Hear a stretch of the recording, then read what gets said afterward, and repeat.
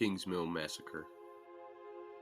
Northern Ireland in the 1970s was the scene of a series of tit-for-tat murders between Protestants and Catholics that saw multiple groups of people being dragged from their homes, pubs, and vehicles to be shot at point-blank range. The most gruesome of these crimes was the Kingsmill Massacre. On January 5, 1976, IRA gunmen stopped a van carrying 11 Protestant workmen. They lined them up outside and shot each of them, execution-style, with automatic rifles. It was later believed the men unloaded more than 100 rounds into the victims. The only survivor of the massacre, Alan Black, was taken to a nearby hospital where he was brought back from the brink of death despite his 18 bullet wounds.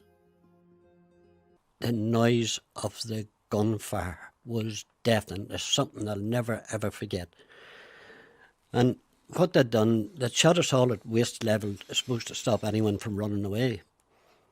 And that lasted maybe 10 seconds.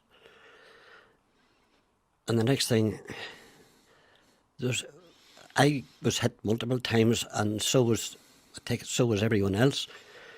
But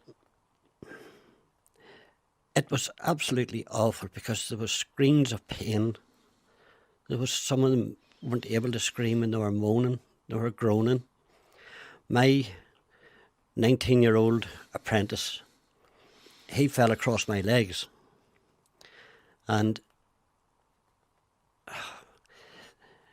it was absolutely horrific. He was calling for his mommy. Mommy, mommy, mommy. And the next thing, the gunfire stopped, and the same guy that had done all the talking said, "Finish them off." And the shooting became more measured. And Robert was still calling for his mummy. And I seen the boots of the gunman, and I seen the tips of the rifle, and they blew his face away. That's something that lived with me till the day I die.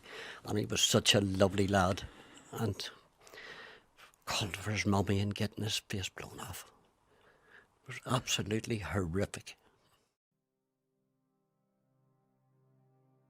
In 2010, a small plane crashed on a routine trip across the Congo. The pilot and 19 passengers all died, leaving only one survivor to tell his unbelievable story. Apparently, a fellow passenger had smuggled a live crocodile onto the flight in his luggage, and when the crocodile escaped, the loose reptile caused a panic. Crew and passengers stampeded to the front of the airplane, dangerously shifting the plane's weight and throwing it off balance, leading to the fatal crash.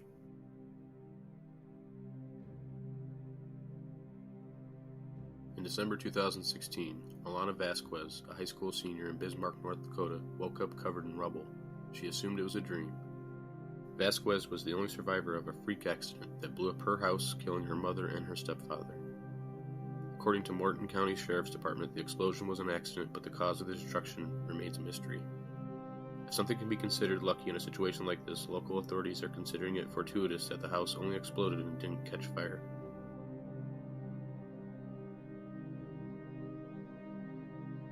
"26-year-old Rebecca Cutler and her 3 children were the victims of a horrific assault in Staten Island, New York, carried out by none other than her boyfriend, Michael Sykes. At around 10 a.m. in early February 2016, Sykes accused Cutler of maintaining a relationship with one of her children's fathers and butchered Cutler and 2 of her daughters. After finishing his rampage, Sykes called his mother and confessed to the crime before ditching the knife and going on the lam, before finally being caught by New York area police. Thankfully, Cutler's oldest daughter survived the attack.